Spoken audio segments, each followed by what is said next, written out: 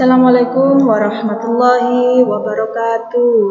Selamat pagi anak-anak, berjumpa lagi dengan saya Ibu Riza Fitriah. Marilah kita belajar IPA. Baiklah, materi kita masih sama seperti pertemuan kedua kemarin, yaitu pengukuran.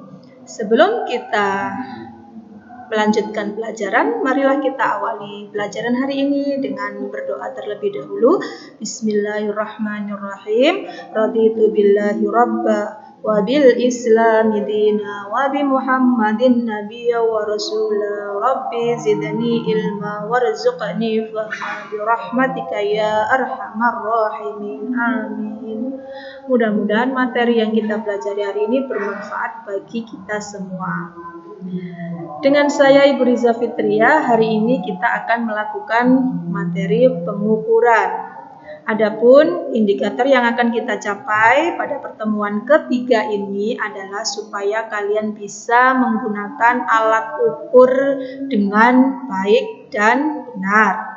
Di sini besaran-besaran yang akan kita ukur yang pertama adalah panjang, ada massa dan waktu.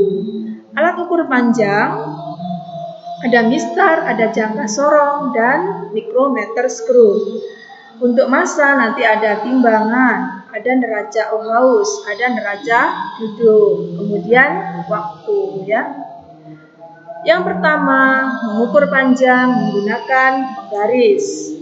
Kalau kita mengukur menggunakan penggaris, maka mata kita harus lurus dengan alat ukurnya. Tidak boleh kita melihatnya dari samping kiri atau dari samping kanan.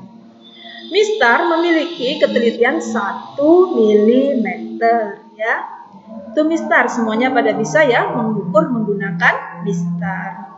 Yang kedua, jangka sorong. Nah, di sini punya rahang bawah, ada rahang atas. Jangka sorong memiliki ketelitian 0,1 mm. Setelah ini nanti saya tunjukkan cara menggunakan jangka sorong.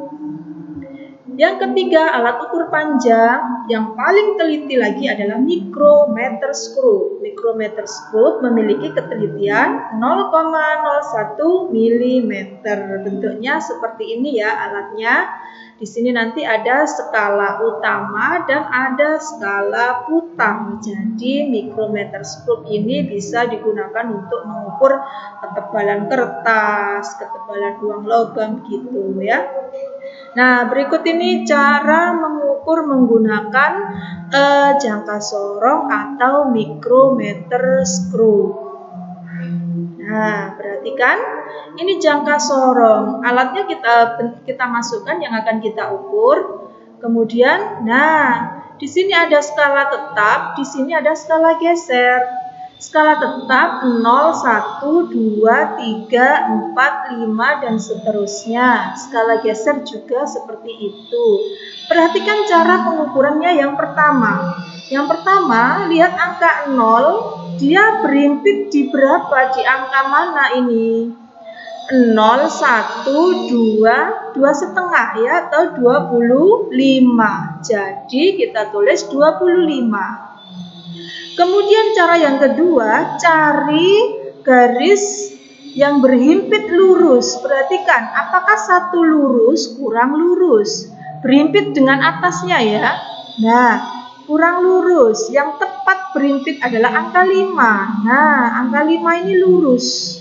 Maka 5 dikalikan ketelitiannya jangka sorong yaitu 0,1. 0,1 dikali 5 adalah 0,5. Jadi 25 ditambah 0,5 hasilnya 25,5 mm. Begitu ya. Kemudian, nah kalau bendanya kita balik seperti ini, berapakah hasilnya? Cara yang pertama kita lihat nolnya. Dia di angka berapa ini anak-anak? 22 ya. 21, 22. 22 mm. Kemudian cari yang tepat lurus, berhimpit dengan atasnya. Angka berapakah itu? Kira-kira 1 ya. 1 ini lurus. Jadi 1 dikalikan ketelitiannya jangka sorong 0,1. Berarti 22 tadi ditambah 0,1 hasilnya 22,1. Baiklah, seperti itu penggunaan jangka sorong. Sekarang kita ke micrometer screw. Alatnya kita masukkan, bahannya yang akan kita ukur. Di sini kita perbesar. Nah ya. Ini adalah skala tetap, yang ini skala putar. Skala tetapnya berapa ini, Nak? 0, 1, 2, 3, 4, 5, 6. Oh, ternyata ini berhenti di angka 6. Maka kita tulis 6. Kemudian cari skala putar ini yang tepat lurus dengan garis ini. Nah, ternyata angka 45.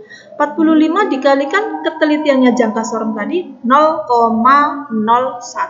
Hasilnya berapa? 0,45. Maka kalau dijumlah menjadi 6,45 mm. Gitu ya. Pertama, cari pada garis tetap ini. Kedua, cari pada skala putar. Dikalikan ketelitiannya mikrometer ini 0,01. 45 dikali 0,01 hasilnya 0,45. Kalau bendanya kita rubah menjadi lebih besar seperti ini. Nah, berapakah hasilnya? Nah, berapakah ini?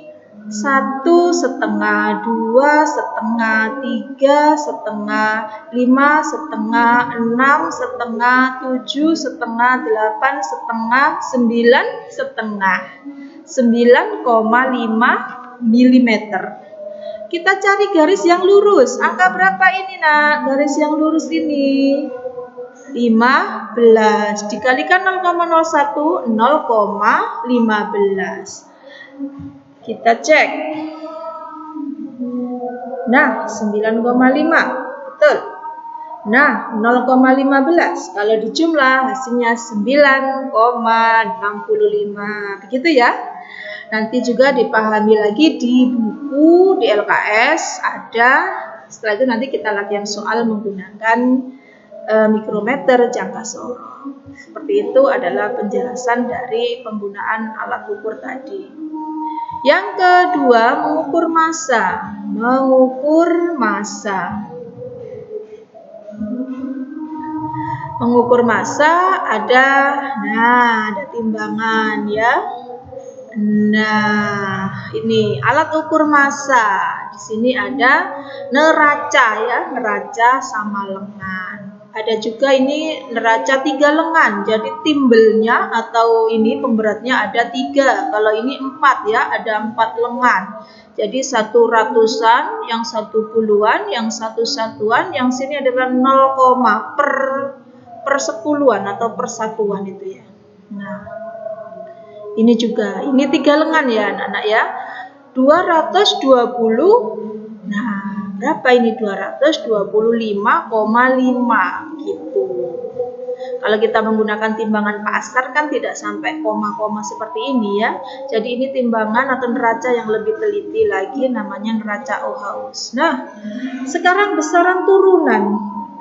Bagaimana cara mengukur besaran turunan? Kalau bentuknya beraturan maka kita menggunakan rumus, misalnya volume balok, volume kubus. Nah, tetapi bagaimana cara mengukur benda yang bentuknya tidak teratur? Misalnya ada batu yang bentuknya tidak teratur, maka cara mengukur volumenya kita masukkan ke dalam gelas ukur yang berisi air.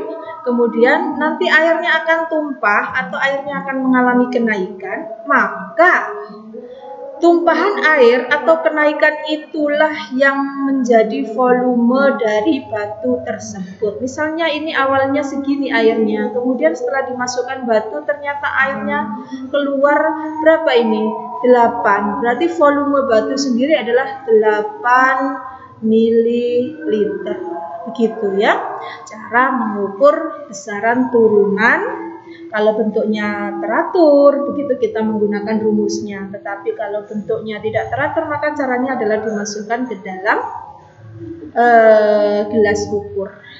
Itu saja dari saya hari ini masalah pengukuran, mengukur besaran. pokok dan mengukur besaran turunan. Untuk lebih jelasnya, lebih memahami, kalian lihat, pelajari buku, ada paket, ada LKS. Apabila ada pertanyaan, nanti kita bahas di WhatsApp group. Kemudian tugas juga akan saya kirim melalui WhatsApp group. Terima kasih atas perhatiannya. Saya ucapkan wassalamualaikum warahmatullahi wabarakatuh.